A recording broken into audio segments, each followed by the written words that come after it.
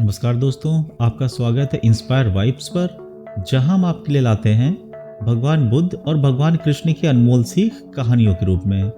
आज की कहानी चुप रहने की ताकत भगवान बुद्ध के एक महत्वपूर्ण उपदेश पर आधारित है जो आपके जीवन को बदल सकता है। भगवान बुद्ध अपने शिष्यों के साथ एक यात्रा पर निकले थे। उनकी यात्रा का उद्देश्य एक नए गांव में प्रवचन देना था।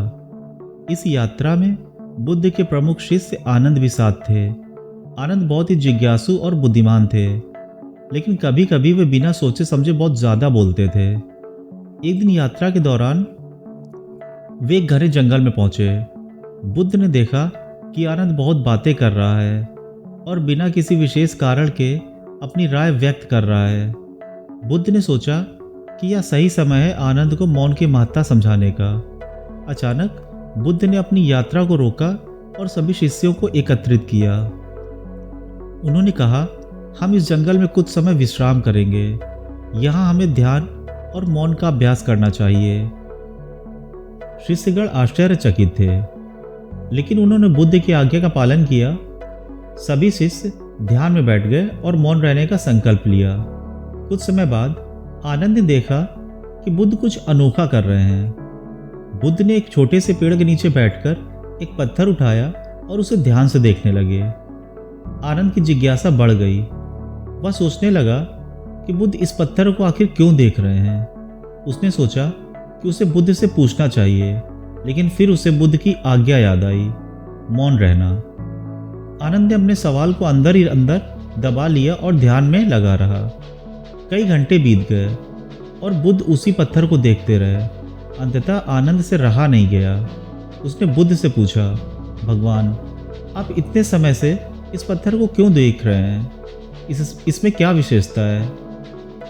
बुद्ध ने मुस्कुराते हुए उत्तर दिया, आनंद, यह पत्थर सामान्य नहीं है।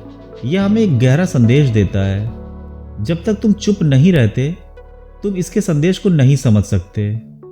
आनंद चकित हो गया। उसने फिर से ध्यान में बैठकर मौन रहने का प्रयास किया। इस बार उसने अपने मन को शांत किया और अपने विचारों को नियंत्रित किया। धीरे धीरे उसे एहसास हुआ कि मौन के माध्यम से वह अपने भीतर की शांति और स्थिरता को पा सकता है। उसे यह भी समझ में आया कि बिना बोले भी बहुत कुछ सीखा और सिखाया जा सकता है। बुद्ध ने आनंद की ओर देखा और कहा, आनंद, मौन वह शक्ति है जो हमें हमारे भीतर की शांति से जोड़ती है। यह हमें आत्मनिरीक्षण का अवसर देती है और हमें सही समय पर सही प्रतिक्रिया देने में सक्षम बनाती है। आनंद ने सिर झुकाकर बुद्ध की बातों को स्वीकार किया और संकल्प लिया कि वह मौन का अभ्यास करेगा।